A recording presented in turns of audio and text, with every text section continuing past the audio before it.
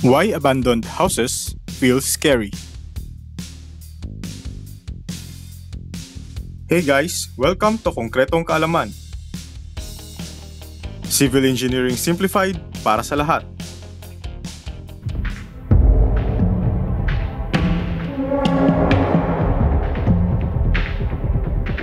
Bakit kaya kapag pumasok tayo sa isang lumang bahay o abandonadong building, parang may multo? Yung tipong kahit walang tao, parang may nakamasid sa'yo.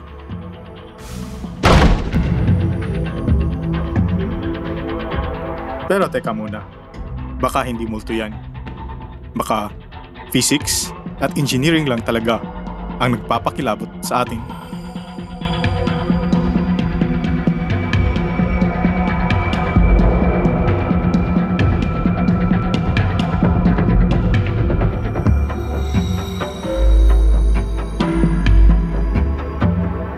Ang feeling ng creepy ay may scientific explanation. Hindi lang ito tungkol sa pananakot, kundi kung paano nagre-react ang katawan natin sa environment.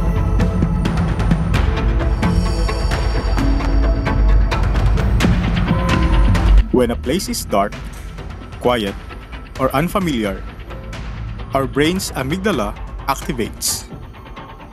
Ito ang part ng brain na nag-aalerto kapag may danger. Kaya kahit wala namang panganib, feeling natin may presensya.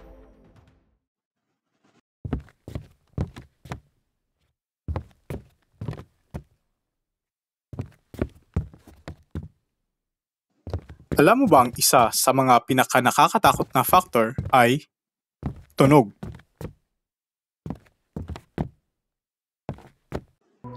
Sa mga abandonadong gusali, kadalasan walang furniture o curtains, kaya walang sound absorber.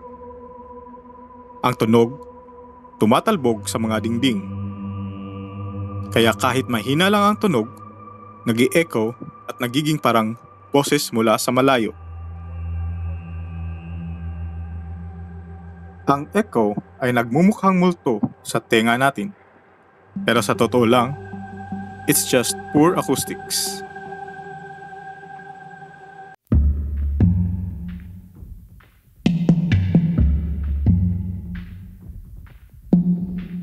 Isa pa, ang ilaw. Ang mga abandonadong bahay, kadalasan kulang sa lighting. Ang mga basag na bintana at maliliit na butas sa bubong ay nagdadala ng uneven lighting. Ang mata ng tao ay sanay sa consistent lighting. Kapag may malalim na shadow, nagkakaroon ng optical illusion. Parang may gumagalaw. Pero sa totoo lang, yun ay combination ng light angle at dust particles.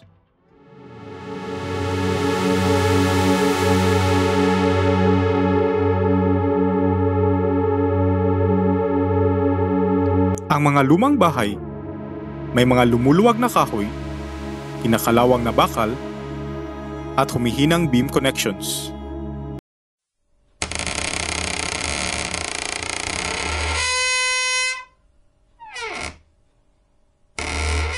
Kapag tinamaan ng hangin o konting vibration, umiingay o gumagalaw ang structure.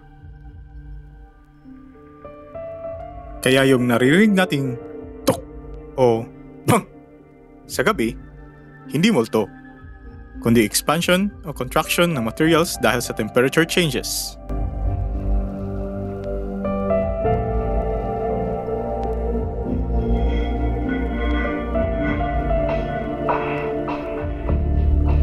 At syempre, amoy.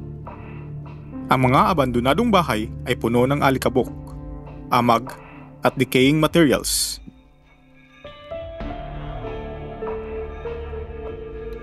Ang ilong natin, automatic na nag-a-associate ng ganitong amoy sa danger o death.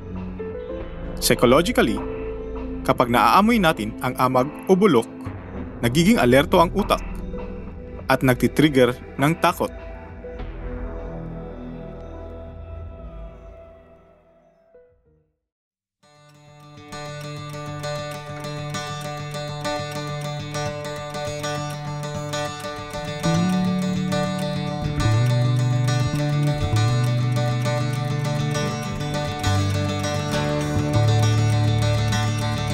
Kapag pinagsama mo ang lahat ng ito, dark lighting, echo, amoy, at structural sounds,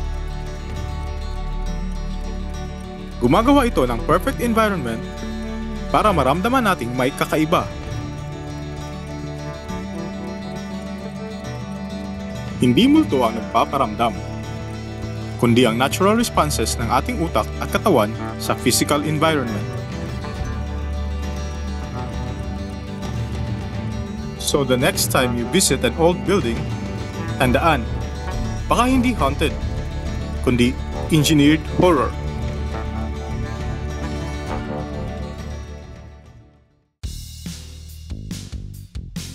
At kung gusto mo pang matuto ng mga ganitong kaalaman, like and subscribe sa channel na ito. Konkretong kaalaman kung saan ang engineering ay hindi lang matigas, kundi nakakatindig balahibo rin.